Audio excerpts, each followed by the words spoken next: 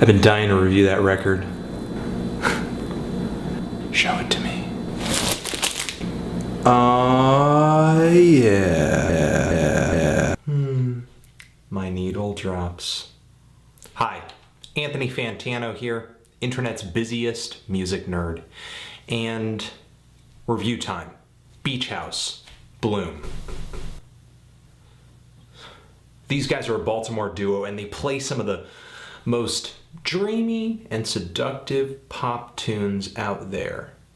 And the centerpiece of their music is the vocal of frontwoman Victoria Legrand. It has a very soft quality to it. It also has a very nice range. It's not just one of those voices that hangs in the upper register. While Victoria can get up there and just belt out some really high and emotional notes, I feel she is at her most haunting when she's kind of hanging in those really deep, smoky lows. Backing up that vocal is Alex Scally's guitar, which is usually played with a root note octave being very pleasantly bounced back and forth, sparkling with reverb. And against this guitar and the vocals are layers and layers of synthesizers, whether they're cute little arpeggios, atmospheric, droney synth chords that sound so blissful, or some pretty deep resonant bass notes that are very subtly giving things a nice fleshed out feel. Now the band used to be backed simply by some pretty old school sounding drum machines, but the band now kind of broadens the rhythms on their albums out with some acoustic drums, which they started doing quite a bit on their last LP, Teen Dream, and they continue to do it on Bloom, but the rhythms still hang in the background very subtly and allow the guitars, the synths, and Victoria's voice to just enchant. Now, sound is very important to Beach House, really important.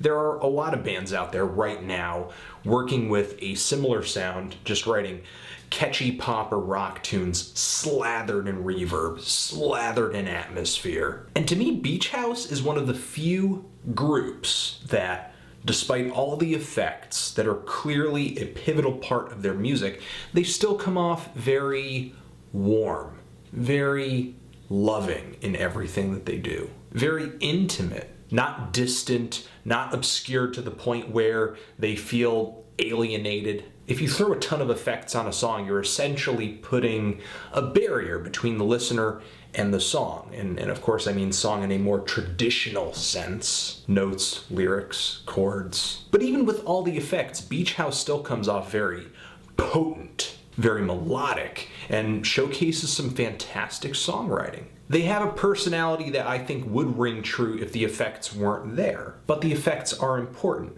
If they weren't, I don't think Beach House would be working with roughly the same sound for 4 albums now. And I would actually say that there are less differences between Bloom and its predecessor than there are in the 2 other gaps between Beach House albums. I'd actually say the band experiments a little bit less with this LP. Bloom is definitely not the surprise that Teen Dream was with its extra instrumentation and a few left hooks as well, especially with the track 10 Mile Stereo with its throbbing, pulsating rhythms and fast pace was a pretty standout track for me. So while I do not find Bloom all that surprising, Beach House does make a clear difference between this album and Teen Dream with songwriting. Not necessarily better, but different songs. The track, The Hours, is a standout for me and has this lightly fuzzy guitar riff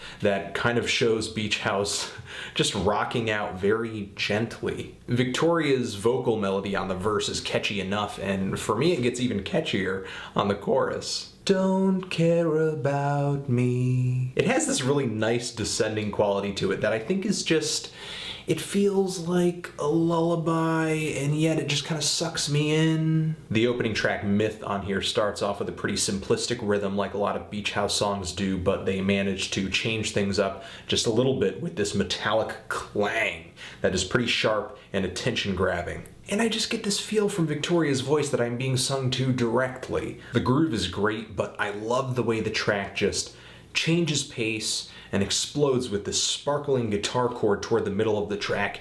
It actually reminds me of the way the Blondie song Atomic changes up from its verse to its chorus. Not only is the change very musical, but it's also very emotional. It's a huge mood change for the track. It's impressive, and the thing is with Beach House, especially on this album, I especially get this feel here, there's nothing on this LP that's all that loose or thrown to the wind or just left up to chance. A lot like a Beatles album or a Beach Boys album, to me. Everything feels so crafted.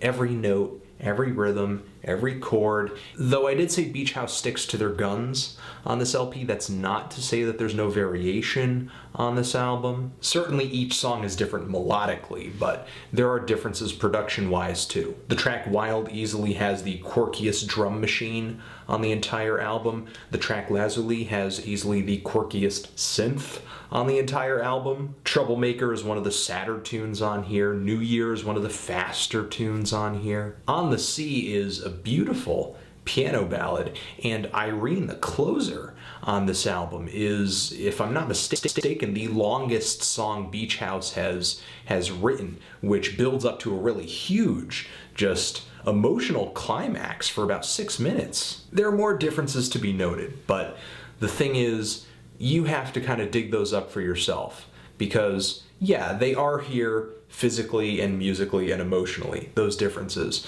but most importantly, those differences between this album and Teen Dream, for you, have to be personal. If this is your first time listening to Beach House, great. This is a great introductory album. Everything I said in the introduction about the band's style, if that appeals to you, try it out. But as far as the personal thing goes, again, though some of Victoria Legrand's lyrics do stand out, it's more the emotion of these tracks that appeal to me. And that's why I think it's kind of easy to forget Beach House's songwriting and just kind of let your ears glaze over and just listen to the very atmospheric and hazy tones. However, I would say somebody that feels that way is maybe missing out. I'm not trying to tell you what you should or shouldn't like, but Beach House's music can be very engaging if you just dive into it and actually think about what's happening. These guys are dream pop, but they're the last band you should sleep on, honestly. Though I do wish Beach House ventured out into the unknown a little bit more